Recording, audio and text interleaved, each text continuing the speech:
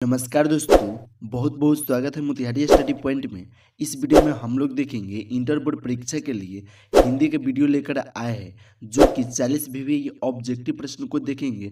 वो भी inter board परीक्षा के लिए एक एक प्रश्न बहुत ही महत्वपूर्ण प्रश्न रहेगा, इसलिए इस वीडियो को आप लास्ट तक जरूर देखिएगा। और जो प्रश्न आपको याद नहीं होगा उस प्रश्न को आप याद कर लीजिएगा, और जो प्रश्न आपको याद होगा उस प्रश्न को आप कमेंट में आंसर देते चलिएगा। तो चलिए हम लोग सीधे प्रश्न को देखते हैं। तो एक नंबर प्रश्न क्या है, शमशेर बहादुर सिंह की पत्नी का नाम क्या है? ऑप्शन ए कराए कर्म देवी, ऑप्शन बी कराए धर्म देवी, ऑप्शन सी कराए रीता देवी, ऑप्शन डी कराए इनमें से कोई नहीं। तो धर्म देवी हो गए। यानी कि दोस्तों आपको याद रहना चाहिए कि शमशेर बहादुर सिंह की पत्नी का जो नाम है वह धर्म देवी है, इसलिए एक का राइट आंसर बी होगा। 2 नंबर प्रश्न कराए, बालकृष्ण भट्ट की माँ का नाम क्या था? तो बालकृष्ण भट्ट की माँ का नाम पार्वती देवी था, इसलिए 2 का राइट आंसर सी होगा। लेकिन आप एक और प्रश्न साथ में याद रखिएगा, जो मनरूप देवी है ना, यह रामधारी सिंह दिनकर जी की माँ का नाम है मनरूप देवी। ठीक है, आप एक्स्ट्रा में यह प्रश्न याद रखिएगा। तो चलिए अगला प्रश्न को देखते हैं। देखिए 3 नंबर प्रश्न क्या है, बालकृष्ण भट्ट द्वारा रचित नल दमयंती क्या है? यानी नल दमयंती जो है बालकृष्ण भट्ट द्वारा रचित है, यह क्या है? तो नाटक है। तो 3 का राइट आंसर क्या होगा? ए होगा नाटक। 4 नंबर प्रश्न क्या है, निम्नलिखित में भूषण की रचना है। यानी कि हम लोग को इसमें बताना है छत्रसाल दशक और सूरसागर और गीतावली और चित्ररेखा में इनमें कौन ऐसा है जो रचना वह भूषण की है। तो आप याद रखिएगा छत्रसाल दशक जो है वह भूषण की रचना है, इसलिए 4 का राइट आंसर ए होगा छत्रसाल दशक। 5 नंबर प्रश्न को देखते हैं। यह प्रश्न क्या है, सुखमय जीवन निम्नलिखित में किनकी रचना है?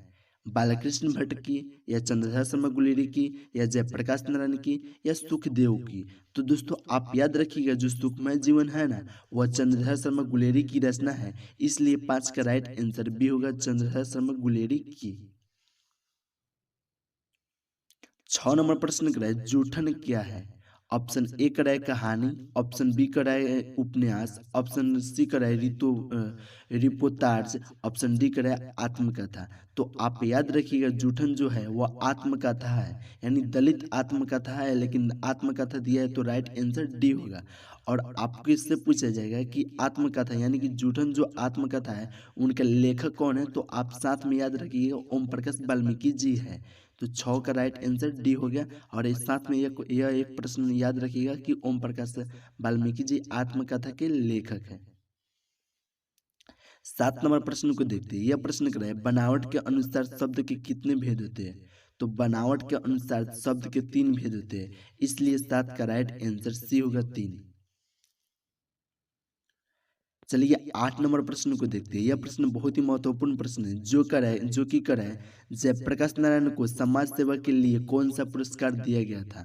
तो जयप्रकाश नारायण को समाज सेवा के लिए मैग्सेसे सम्मान दिया गया था। तो ऑप्शन सी हो जाएगा राइट। अगर पूछेगा मैग्सेसे सम्मान जयप्रकाश नारायण को कब दिया गया था, तो 1965 में आप याद रखिएगा। और एक मैग्सेसे सम्मान एक भारत रत्न भी दिया गया था, वह 1998 में। आप लोग साथ में यह भी याद रखिएगा। तो चलिए अगला प्रश्न को देखते हैं। 9 नंबर प्रश्न क्या है, लोकनायक के नाम से कौन प्रसिद्ध है? यानी कि जे कृष्ण मूर्ति, भगत सिंह, दिनकर जी और जयप्रकाश नारायण में इनमें कौन है जो लोकनायक के नाम से प्रसिद्ध है? तो जयप्रकाश नारायण जी है। आप लोग याद रखिएगा कि लोकनायक के नाम से प्रसिद्ध जो है वह जयप्रकाश नारायण है, इसलिए 9 का राइट आंसर डी होगा। आप साथ में यह भी प्रश्न याद रखिएगा कि जयप्रकाश नारायण का जन्म कब हुआ था? तो 11 अक्टूबर 1902 को ये जन्म हुआ था। आप लोग साथ में यह भी प्रश्न याद रखिएगा। चलिए 10 नंबर प्रश्न को देखते हैं। यह प्रश्न क्या है, हाड़े को हरिनाम किसकी रचना है? यानी कि हम लोग को बताना है हाड़े को हरिनाम किसकी रचना है। ऑप्शन ए करे जयप्रकाश नारायण को, ऑप्शन बी करे उदय प्रकाश को, ऑप्शन सी करे रामधारी सिंह दिनकर को, ऑप्शन डी करे भगत सिंह दिनकर को। तो हाड़े को हरिनाम जो रचना है वह रामधारी सिंह दिनकर का है, इसलिए 10 का राइट आंसर सी हो जाएगा रामधारी सिंह दिनकर का। 11 नंबर प्रश्न को देखते हैं। यह प्रश्न क्या है, गंधारी थी, यानी गंधारी इनमें कौन थी? तो दुर्योधन की माँ थी, इसलिए 11 का राइट आंसर ए होगा दुर्योधन की माँ। देखिए 12 नंबर पर भी प्रश्न बहुत ही महत्वपूर्ण प्रश्न है। यह प्रश्न क्या है, प्रेमचंद थे, गीतकार थे या कथाकार थे या फिल्मकार थे या संगीतकार थे? तो आप याद रखिएगा प्रेमचंद जो थे वह कथाकार थे, इसलिए 12 का राइट आंसर बी होगा कथाकार। चलिए 13 नंबर प्रश्न को देखते हैं। यह प्रश्न कर रहा है प्रताप के संस्थापक संपादक कौन थे? तो गणेश शंकर विद्यार्थी थे, यानी कि 13 का राइट आंसर ए होगा गणेश शंकर विद्यार्थी। 14 नंबर प्रश्न कर रहा है बंदी जीवन किसकी कृति है? बंदी जीवन किसकी कृति है? और तो सचिंद्रनाथ सन्याल की है, इसलिए 14 का राइट आंसर डी होगा सचिंद्रनाथ सन्याल। 15 नंबर प्रश्न को देखते हैं। यह प्रश्न कर रहा है जो युद्ध में स्थिर रहता है उससे हम लोग क्या कहते हैं? तो युधिष्ठिर कहते हैं, इसलिए 15 का राइट आंसर सी हो जाएगा। चलिए 16 नंबर प्रश्न को देखते हैं। यह प्रश्न कर रहा है मतवाला पत्रिका कहाँ से निकलती थी? तो मतवाला पत्रिका कोलकाता से निकलती थी, इसलिए 16 का राइट आंसर डी हो जाएगा कोलकाता से। 17 नंबर प्रश्न को देखते हैं। यह प्रश्न कर रहा है उत्तर प्रियदर्शी क्या है? उत्तर प्रियदर्शी जो है वह क्या है? तो नाटक है, इसलिए 17 का राइट आंसर ए होगा नाटक। 18 नंबर प्रश्न को देखते हैं। यह प्रश्न कर रहा है अगेय जी की माता अगेय जी यानी कि सच्चिदानंद हिरानंद वात्स्य अगेय जी की माता जी का नाम क्या था? तो बयानती देवी था, इसलिए 18 का राइट आंसर बी हो जाएगा बयानती देवी। 19 नंबर प्रश्न को देखते हैं। यह प्रश्न कर रहा है साहित्य का विशेषण है, तो साहित्य का विशेषण हो जाएगा साहित्यिक होगा, यानी कि 19 का राइट आंसर बी होगा। चलिए 20 नंबर प्रश्न को देखते हैं। यह प्रश्न बहुत ही महत्वपूर्ण प्रश्न है जो कि करे शिव का विशेषण क्या होगा? तो शिव का विशेषण शैव होता है, इसलिए 20 का राइट आंसर ए होगा शैव। 21 नंबर प्रश्न को देखते हैं। यह प्रश्न कर रहा है कारक कितने भेद होते हैं? यानी कारक के कितने भेद होते हैं? तो 8 होते हैं, इसलिए 21 का राइट आंसर बी होगा 8। चलिए 22 नंबर प्रश्न को देखते हैं। यह प्रश्न कर रहा है हलवाइन शब्द का स्त्रीलिंग रूप क्या है? हलवाइन आइन, तो क्या होगा? हलवाइन होगा, यानी कि 22 का राइट आंसर डी होगा हलवाइन। चलिए 23 नंबर प्रश्न को देखते हैं। यह प्रश्न कर रहा है फल शब्द कौन सा लिंग है? फल यानी कि कौन आ रहा है? पुल्लिंग आ रहा है। फल शब्द कौन सा लिंग है? तो पुल्लिंग। 23 का राइट आंसर क्या होगा? बी होगा। चलिए 24 नंबर प्रश्न को देखते हैं। यह प्रश्न कर रहा है अर्थ के विचार से संज्ञा कितने प्रकार के होते हैं? ऑप्शन ए करे 4, ऑप्शन बी करे 5, ऑप्शन सी करे 6, ऑप्शन डी करे 7। तो आप याद रखिएगा 5 प्रकार के होते हैं, यानी कि अर्थ के विचार से संज्ञा 5 प्रकार के होते हैं, इसलिए 24 का राइट आंसर बी होगा। चलिए 19 नंबर प्रश्न को देखते हैं। यह प्रश्न कर रहा है चंद्रधर शर्मा गुलेरी BA कब किए थे? तो ऑप्शन ए करे 1900 ईस्वी को, ऑप्शन बी करे 1901 ईस्वी को, ऑप्शन सी करे 1902 ईस्वी को, ऑप्शन सी डी करे 1903 ईस्वी को। तो आप याद रखिएगा 1903 ईस्वी को किए थे, यानी चंद्रधर शर्मा गुलेरी जी BA कब किए थे? तो 1903 ईस्वी को। तो राइट आंसर डी होगा। चलिए 26 नंबर प्रश्न को देखते हैं। यह प्रश्न कर रहा है निम्नलिखित में किसका उच्चारण कंठ से होता है? तो आपको याद रहना चाहिए क वर्ग जो क ख ग घ अंग 5 रहता है वह कंठ से रहता है। तो इसमें क चाहे ख चाहे ग चाहे घ चाहे अंग इसमें कहाँ है? देखिए ये ख है, यानी कि राइट आंसर डी होगा।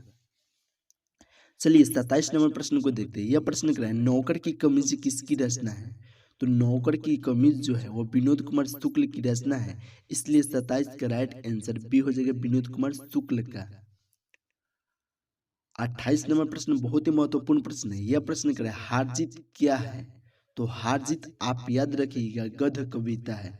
गद्य कविता कहाँ दिया है? बी में दिया है, यानी कि 28 का राइट आंसर बी होगा। 29 नंबर प्रश्न को देखते हैं। यह प्रश्न कर रहा है शिवा बावनी में किसकी वीरता का बखान है? तो शिवा जी की है, इसलिए 29 का राइट आंसर ए होगा। 30 नंबर प्रश्न को देखते हैं। यह प्रश्न कर रहा है जैसी रचित पद्मावत की भाषा क्या है? तो अवधी है, इसलिए 30 का राइट आंसर ए होगा अवधी। चलिए 31 नंबर प्रश्न को देखते हैं। यह प्रश्न कर रहा है ज्ञानेंद्र पति की कविता कौन सी है? ऑप्शन ए करे गांव का घर, ऑप्शन बी करे हार जीत, ऑप्शन सी करे उषा, ऑप्शन डी करे पुत्र वियोग। तो पुत्र वियोग सुभद्रा कुमारी चौहान की है और हार गांव का घर है ना वह ज्ञानेंद्र पति की है। तो इनमें से यानी पूछा जा रहा था हम लोग से कि ज्ञानेंद्र पति की कविता कौन सी है, तो गांव का घर हो जाएगा। 31 का राइट आंसर ए होगा। चलिए 32 नंबर प्रश्न को देखते हैं। यह प्रश्न कर रहा है क्लर्क की मौत के रचनाकार कौन है, तो अंतुन चेखव है, इसलिए 32 का राइट आंसर बी हो जाएगा अंतुन चेखव। अब 25 नंबर प्रश्न को देखते हैं। यह प्रश्न कर रहा है द का उच्चारण स्थान है, तो त थ द ध न ये 5 जो आता है वह दंत से आता है, इसलिए 25 का राइट आंसर बी होगा। चलिए 34 नंबर प्रश्न को देखते हैं। यह प्रश्न कर रहा है सज्जन का विलोम क्या होगा, तो सज्जन का जो विलोम होता है वह दुर्जन होता है, इसलिए 34 का राइट आंसर बी होगा दुर्जन।